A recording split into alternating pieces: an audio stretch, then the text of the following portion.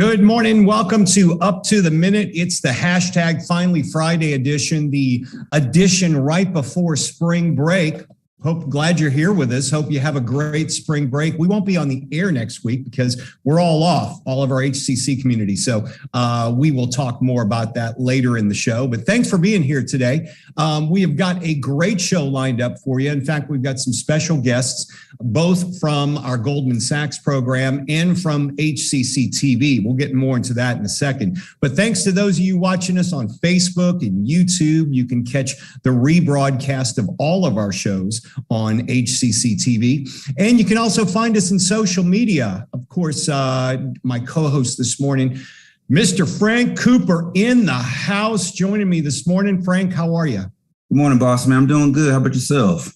Doing great. It's a Friday, and it is the Friday before spring break. It's like Christmas at times. You got any big plans over the next week?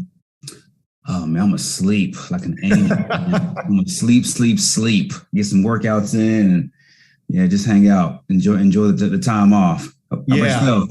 I'm going to be going out of town. I'll be unreachable for about 7 days. So that's kind of the big news there. But I'll be back in time, refreshed and ready to go when we're back on that Monday. Of course, we're all not really looking forward to that day, but that's what happens at the end of spring break. You do have to go back to work and school. So, hey, Frank, we mentioned folks are watching us on Facebook and YouTube. They can also catch us anytime in social media.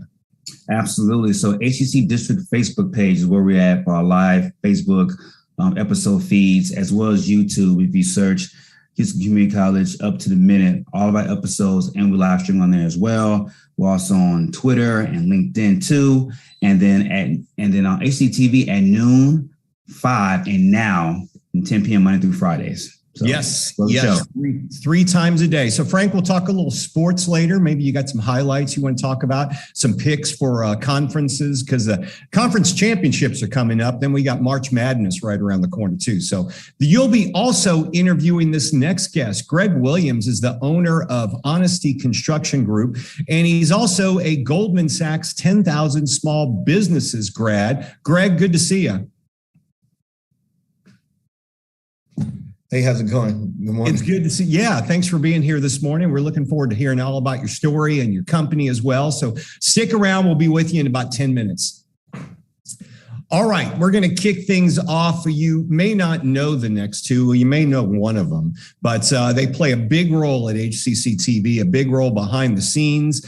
One of them even designed that open we play every morning. We'll talk more with him in a second. One of them makes sure we're up and operating every day. If we aren't, he gets phone calls from all across the district. We're talking about Chris Bourne, our chief broadcast engineer for HCCTV, and Mohamad Alobidey. And Mohamad is one of our producers here at HCCTV. They're both adjunct professors here at the college as well. Good morning to you guys. How's it going?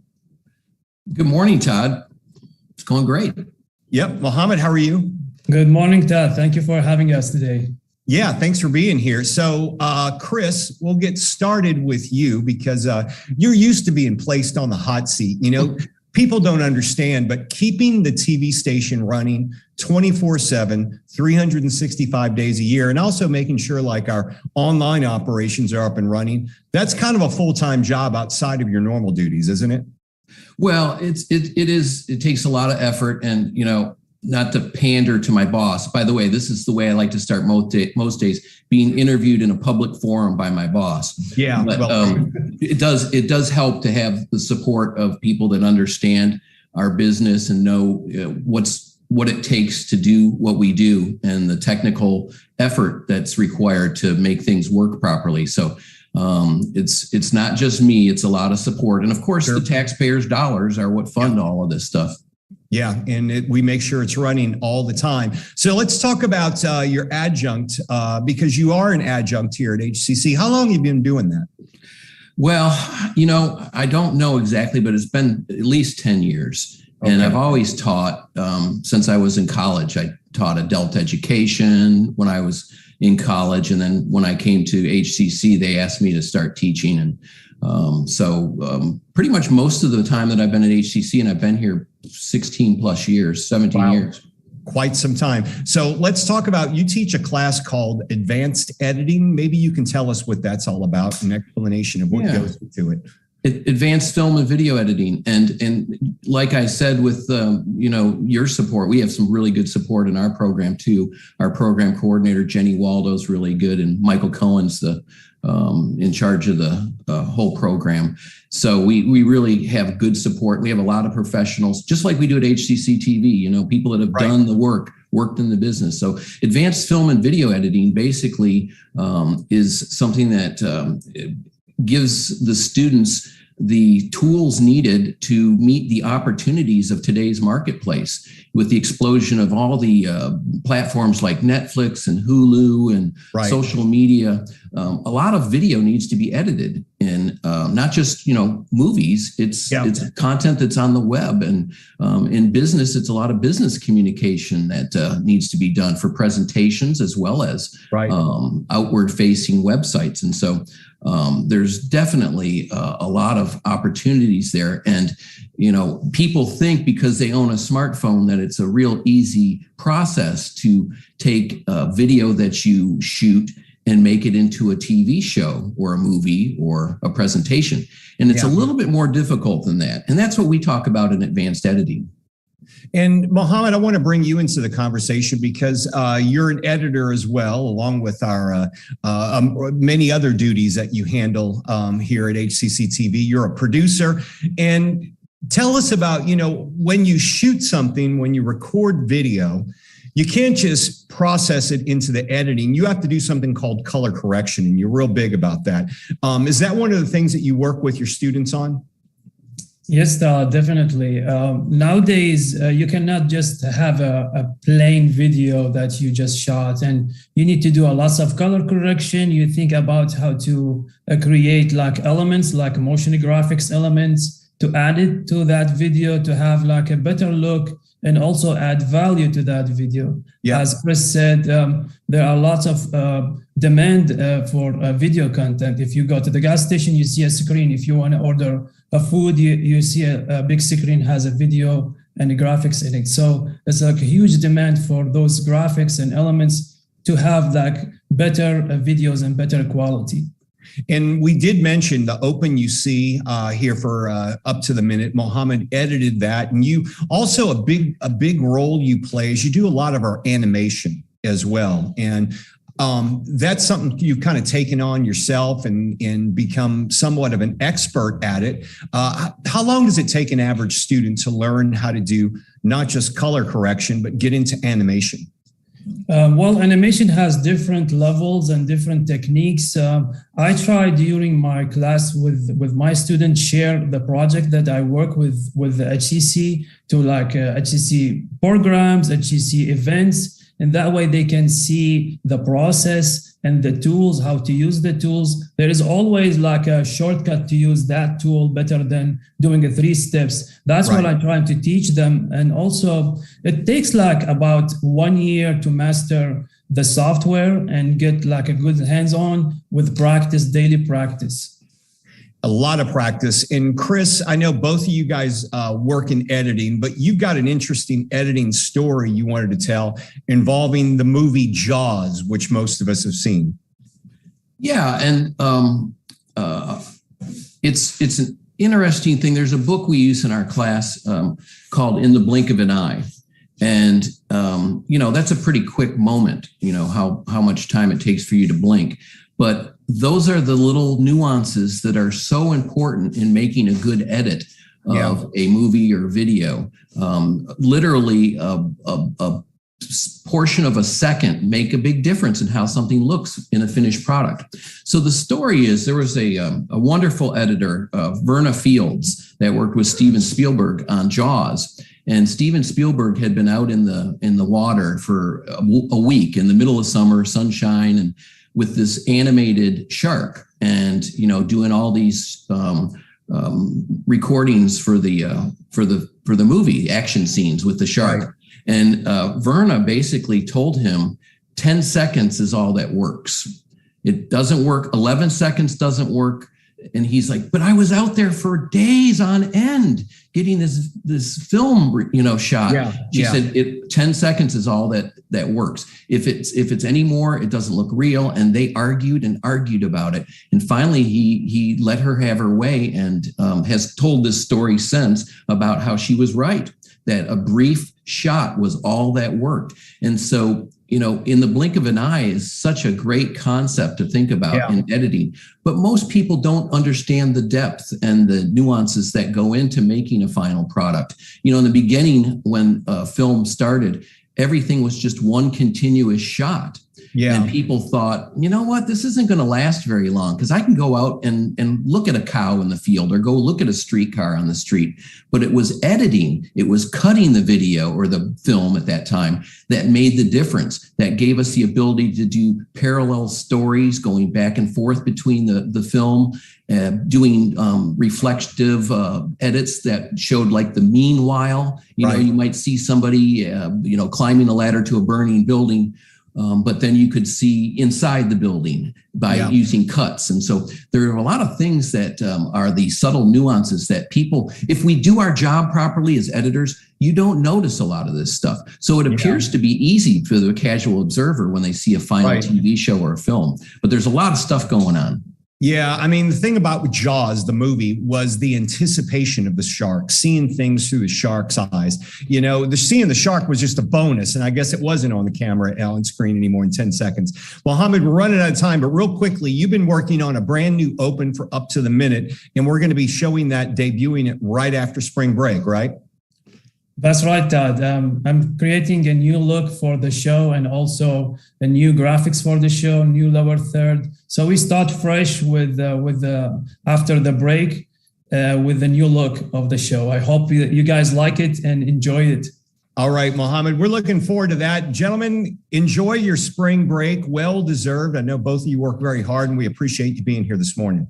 Thanks for having us. Thanks, Todd. Thanks for having me.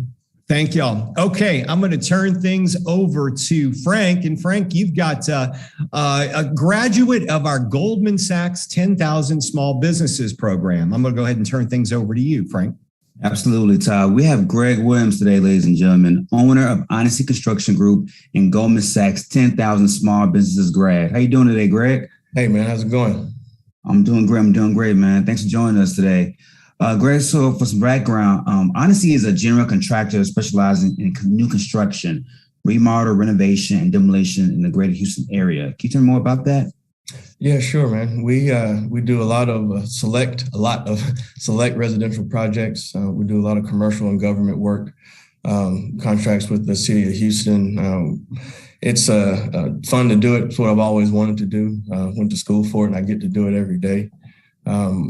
A lot of the work we do is for the underserved community. A lot of the contracts we have are multi-year. Doing those since around 2014, and it's a core part of our business is service, and so that's another good thing that we get to do as well. Greg, tell me how and when you got your start in this business.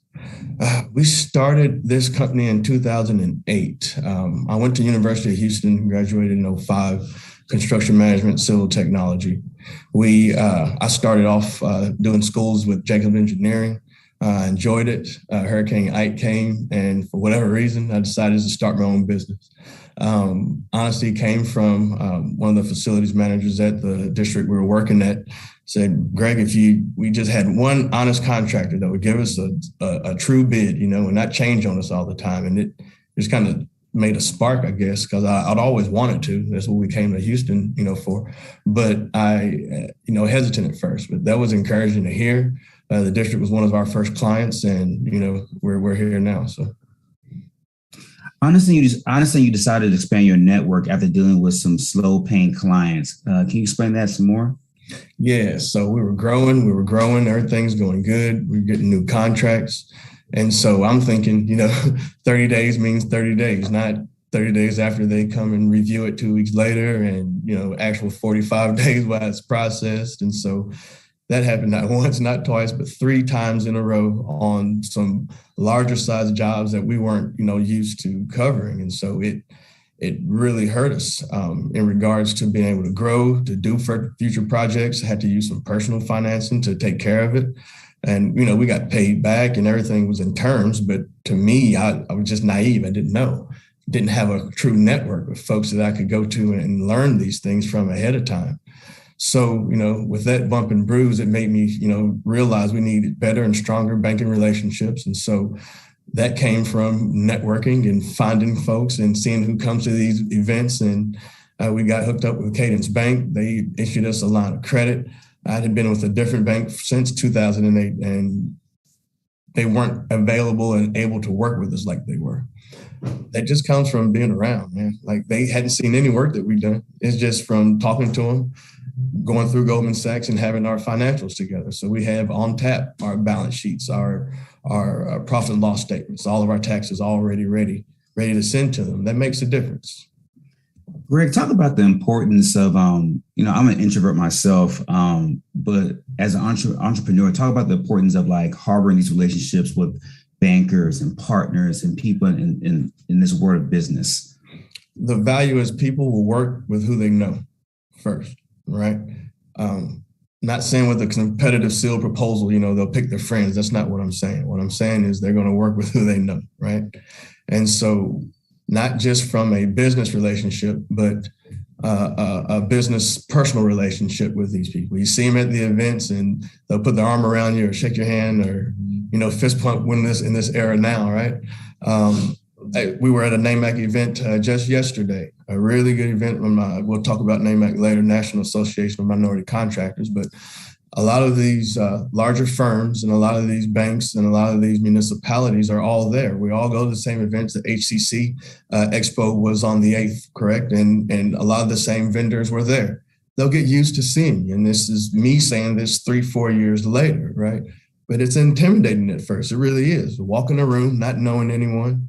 But it's always good to see that one friendly face that you saw maybe at the event before. So I just encourage anyone, if you are an introvert, or if you generally don't think you need to network, it's and one of the advisors said it to me yesterday. It's not who you know, but who knows you.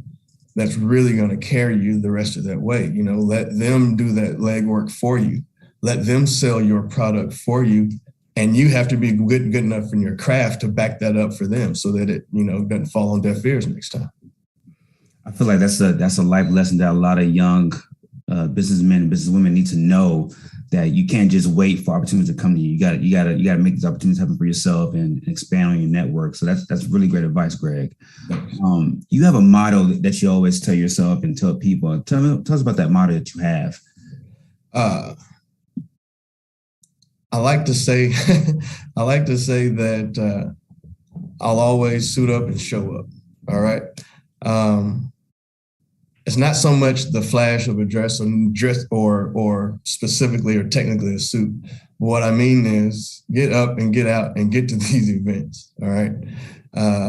Let them see you. Put your logo on your shirt. All right.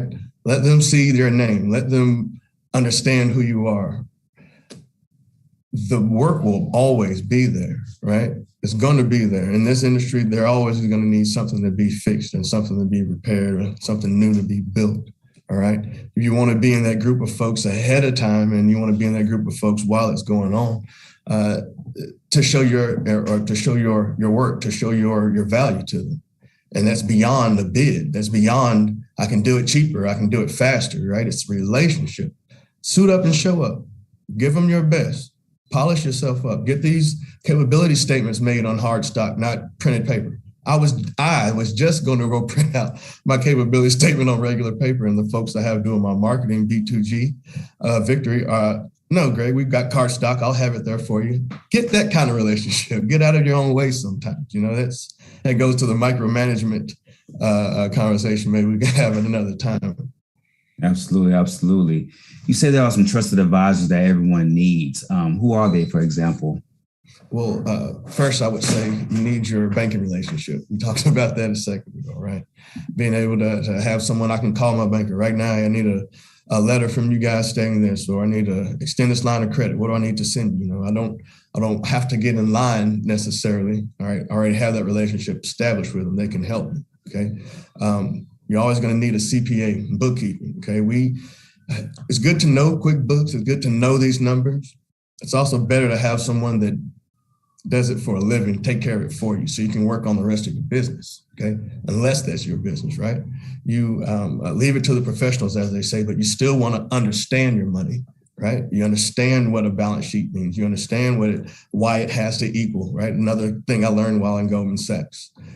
The current CPA that I had while I was in the class pretty much told me I needed to find someone else because they could not provide me what I learned I needed. I didn't even know I needed this stuff.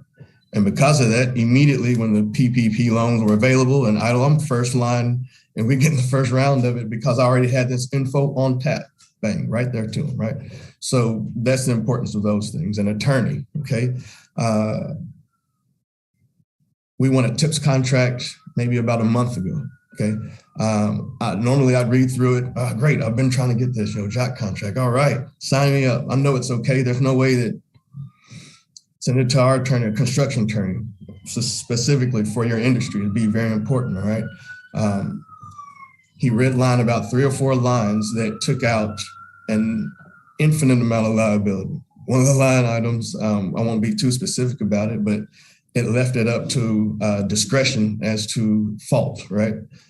It was so common for them to take it out, and we sent it off for review, and they just within 30 minutes say okay.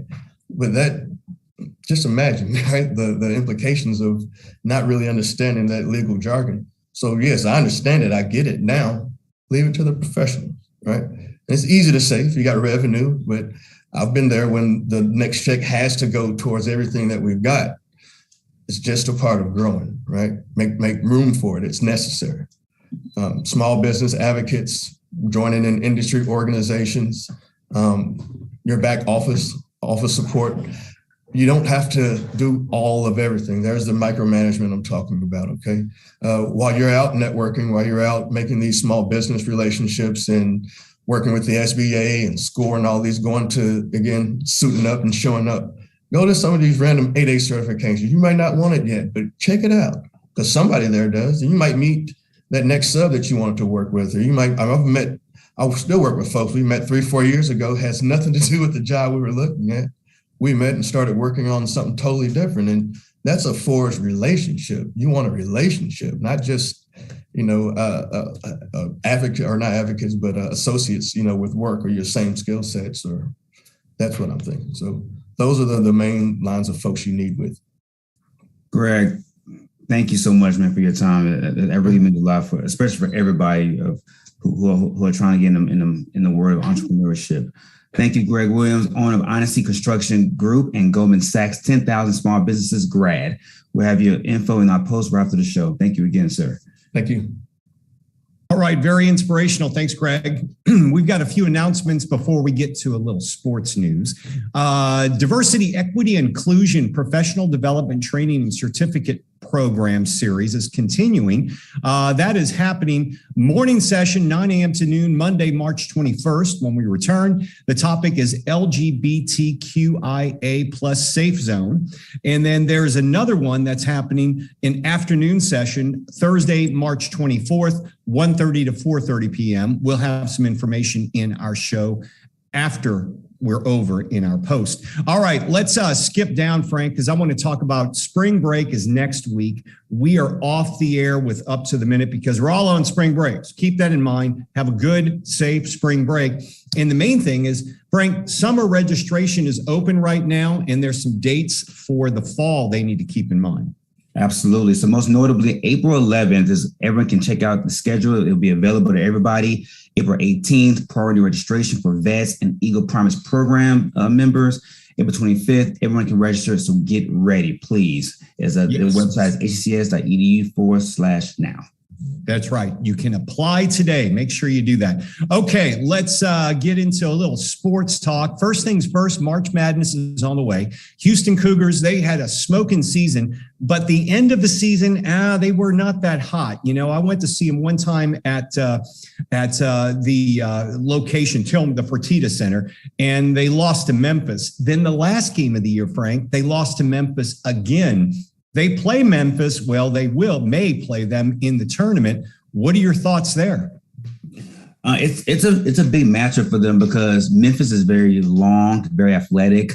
And UH is very long, but Memphis is longer. So, they seem to have their number right now. They do. They bother shots. They can test everything. So it's one of those matchups deals where they do have to dig in and really try to get quality shots per possession and play better on the defensive end. Because, dealing with athletes from Memphis of that magnitude, they're going to have to really dig in defensively. The only thing I'm holding on to is it's hard to beat a team once, much less twice. 3 times, that's really difficult, So hopefully the Cougars will have the momentum, make it out of this tournament. One way or another, they'll be in March Madness. We'll see where that goes. And quite honestly, I'd love to see them do it, but I still think, the injuries are catching up with them now. They really are. They had 2 of their star players go out earlier in the season. Going into March Madness, it's going to be some stiff competition. It is. But this is the beauty of March Madness. It's 1 game per round. Like you can struggle going to the conference tournament. You can struggle going to that first half of the first round game in March. But all it takes is a little bit of momentum, a little bit of fire, and before you know it, you need to Elite Eight or Final Four like they did last year. Yeah. We'll keep our fingers crossed. They'll hopefully have a great season, make it, all the ways the best. You can hopefully make it all the way, but at least get to that Final Four again. That would be wonderful. So a little football news. Some quarterbacks, some are staying on their teams, some are going all over. Russell Wilson headed to Denver. It seems like the destination spots for one particular former or still current Houston quarterback, but soon to be former, his destination spots are getting few and far between. Yeah, with legal troubles with Deshaun, makes it very, very difficult to read the terrain on trade partners right now. And look, if you're an owner or GM of another team, you're not taking a chance till for sure what's going on with his future. So, but as far as quarterback and talent, you talk about one of the best in the biz. He's 26 now. He's going to be fresh coming off. He's going to be fresh. He's in great shape. We know he's been keeping up. If you could pick this destination spot, where are you thinking he's going? I was talking to a buddy of mine, and I think Pittsburgh, because I think Pittsburgh, they have a lot of talent on the defense side of the ball. They have great skill positions. A buddy of mine, he said Minnesota. And I'm thinking Carolina. That's a good spot too. Yeah, I could see Carolina, but all that's up in the air. One thing for sure, he's not playing for the Texans again, folks. But he'll be somewhere soon. So Frank, you're going to get a little sleep over the spring break, catch up on some rest, some workouts, and just kind of take it easy, huh? Absolutely, and watch March Madness as well. It's going to be a sports-filled week for me next week, so I'm excited, man. All right, man. Well, you have a good, safe spring break. We'll see you back all refreshed when we return from spring break. All of you, thanks for joining us this morning. It's finally Friday. As mentioned, have a wonderful spring break. Stay safe, and we'll see you Monday the 21st when we return with Up to the Minute.